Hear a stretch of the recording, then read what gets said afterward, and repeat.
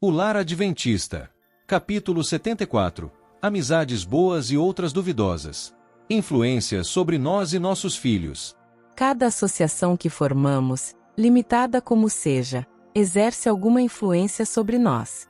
Até que ponto nos renderemos a essas influências será determinado pelo grau de intimidade, de constância do intercâmbio, bem como nosso amor e veneração pela pessoa com quem nos associamos. Se nos pusermos entre amigos cuja influência tenda a fazer-nos esquecer dos altos reclamos do Senhor, convidamos a tentação e também nos tornamos fracos em poder moral para resisti-la. Acabamos por participar do espírito de nossos amigos, a acariciar os seus ideais, e a pôr as coisas sagradas e eternas abaixo dos ideais de nossos amigos. Somos, em resumo, influenciados justamente naquilo que o inimigo de toda justiça deseja que fossemos. Os jovens, se deixados sob esta influência, são mais facilmente afetados por ela do que os de mais idade. Tudo deixa sua impressão em seu espírito, as fisionomias que contemplam, as vozes que ouvem, os lugares que visitam, as companhias que desfrutam, os livros que leem. É impossível subestimar a importância que tem para esta vida e a futura as associações que escolhemos para nós mesmos e mais especialmente para nossos filhos. Perigos de relacionamentos com ímpios. O mundo não deve ser nossa norma. Não nos devemos associar com os ímpios e participar de seu espírito, pois eles nos desviarão o coração de Deus para adoração a falsos deuses. A alma firme na fé, pode fazer grande soma de bem, pode repartir bênçãos da mais alta ordem àqueles com quem se associa, pois a lei do Senhor está no seu coração. Mas não podemos nos associar livremente com aqueles que estão espezinhando a lei de Deus e preservar ao mesmo tempo nossa fé pura e imaculada. A menos que nos separemos deles, seremos envolvidos e com eles estaremos afinal unidos, para partilhar de sua condenação. Foi associando-se com os idólatras e unindo-se às suas festas que os hebreus foram levados a transgredir a lei de Deus, e trazer seu juízo sobre a nação. Assim, agora, é levando os seguidores de Cristo a associar-se com os ímpios e unir-se às suas diversões que Satanás é mais bem-sucedido ao induzi-los ao pecado. Saí do meio deles, e apartai-vos, diz o Senhor, e não toqueis nada imundo. 2 Coríntios 6, verso 17. Deus requer hoje de seu povo uma distinção tão grande do mundo, nos costumes, hábitos e princípios, como exigia de Israel antigamente. A escolha de Sansão. O cuidado providencial de Deus estivera com Sansão, a fim de que ele pudesse estar preparado para realizar a obra que fora chamado a fazer. Mesmo no início da vida esteve cercado de condições favoráveis para a força física, vigor intelectual e pureza moral. Mas, sob a influência de companheiros ímpios, deixou aquele apego a Deus que é a única salvaguarda do homem, e foi arrastado pela onda do mal. Aqueles que no caminho do dever são levados à prova podem estar certos de que Deus os guardará. Mas, se os homens voluntariamente se colocam sob o poder da tentação, cairão mais cedo ou mais tarde. O fermento da impiedade. Caros estudantes, dia e noite as orações de vossos pais vos seguirão. Atentai para seus rogos e advertências, e não escolhais amigos imprudentes. Não podeis discernir como o fermento da impiedade de maneira traiçoeira corromperá vossa mente e enfraquecerá vossos hábitos, levando-vos a repetir hábitos danosos, fará que desenvolvais um caráter corrupto. Podeis não ver real perigo e pensar que sereis capazes de fazer o que é reto tão facilmente como antes vos haveis rendido à tentação de fazer o mal. Mas isto é um erro. Pais e mestres que amam e temem a Deus podem advertir, rogar e aconselhar, mas será tudo em vão se não vos rendeis a Deus e não aproveitais os talentos que Ele vos tem dado para a sua glória. Fugir dos indiferentes à religião. Se as crianças convivem com aqueles cuja conversação é sobre coisas terrestres sem importância, seu espírito alcançará o mesmo nível. Se ouvem como são os princípios da religião depreciados e nossa fé humilhada, se maliciosas objeções à verdade lhes chegam aos ouvidos, isto se lhes firmará na mente e lhes modelará o caráter. Nada consegue com mais eficiência impedir ou banir impressões sérias e bons desejos do que a associação com pessoas de mente vã, descuidada e corrupta. Sejam quais forem os atrativos que tais pessoas possam ter por sua sagacidade, sarcasmo ou humor, o fato de que consideram a religião com leviandade e indiferença é razão suficiente para que não se associe com elas. Por mais atraentes que sejam em outros aspectos, mais deve sua influência ser temida como amizade, porque eles cercam a vida irreligiosa com muitas atrações perigosas. Associações mundanas atraem e deslumbram os sentidos, de maneira que a piedade, o temor de Deus, a fidelidade e a lealdade não têm poder de conservar firmes os homens. A vida de Cristo, humilde e despretensiosa, parece toda ela destituída de atrativos. Para muitos que presumem ser filhos e filhas de Deus, Jesus, a majestade do céu, é como raiz de uma terra seca, não tem parecer nem formosura. Isaías 53, verso 2. Não centralizar as afeições em parentes incrédulos. Não podemos servir a Deus e ao mundo ao mesmo tempo. Não devemos centralizar nossas afeições em parentes mundanos, que não desejam conhecer a verdade.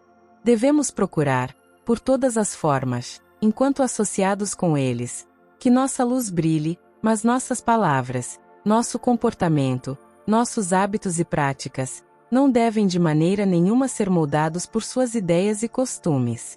Em todo o nosso trato com eles devemos mostrar-lhes a verdade. Se assim não podemos fazer, então quanto menos nos associarmos com eles tanto melhor para nossa espiritualidade. Afastar-se dos que possuem moral frouxa. É um erro associarem-se os cristãos com aqueles cuja moral é frouxa. Um intercâmbio íntimo e diário que ocupe o tempo sem contribuir de alguma forma para o fortalecimento do intelecto ou da moral é um perigo.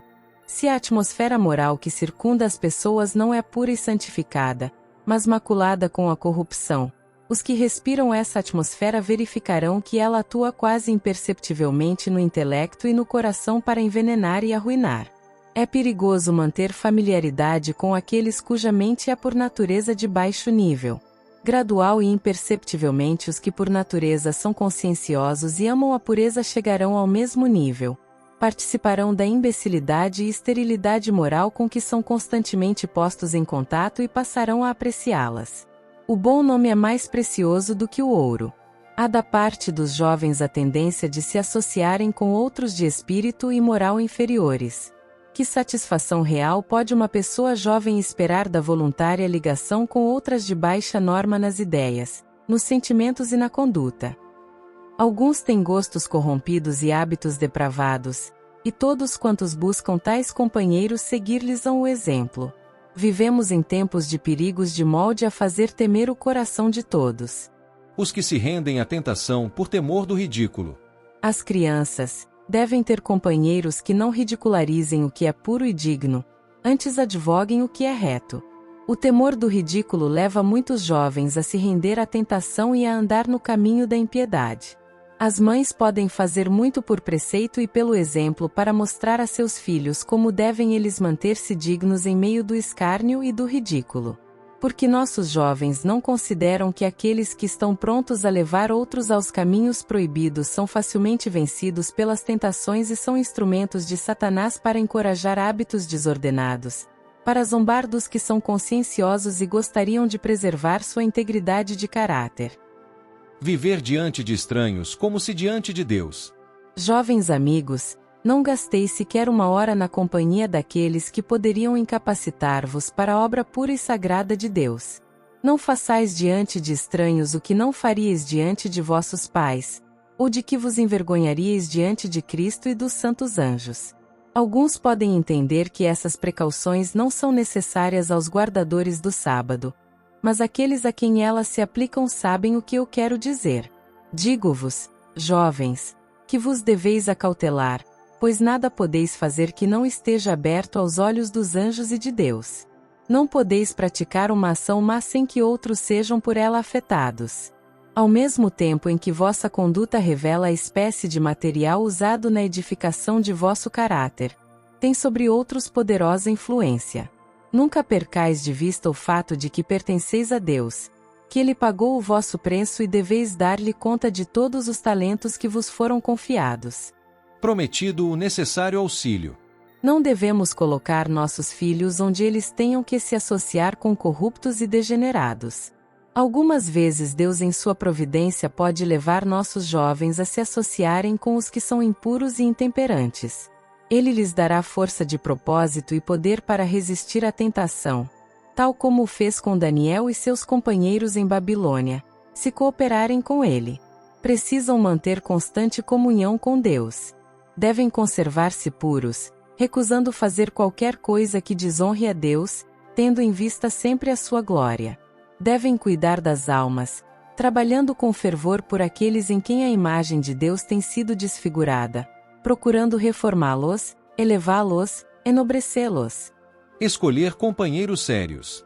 Os jovens que estão em harmonia com Cristo, escolherão companheiros que os auxiliem a proceder bem, esquivando-se à sociedade que não contribui para o desenvolvimento dos retos princípios e desígnios nobres. Em todos os lugares se encontram jovens cujo espírito se acha moldado num tipo inferior. Quando postos em contato com esta classe, os que se colocaram incondicionalmente ao lado de Cristo permanecerão firmes em favor daquilo que a razão e a consciência lhes indica ser o direito. Ora, todos os que quiserem formar um caráter reto, escolham companheiros de uma séria e refletida disposição de espírito, e que tenham inclinação religiosa. Os que fizeram as contas, e desejam construir para a eternidade, devem pôr bom material nessa construção. Se aceitam vigas apodrecidas, se contentam com as deficiências do caráter, o edifício está condenado à ruína. Cuidem todos na maneira por que edificam.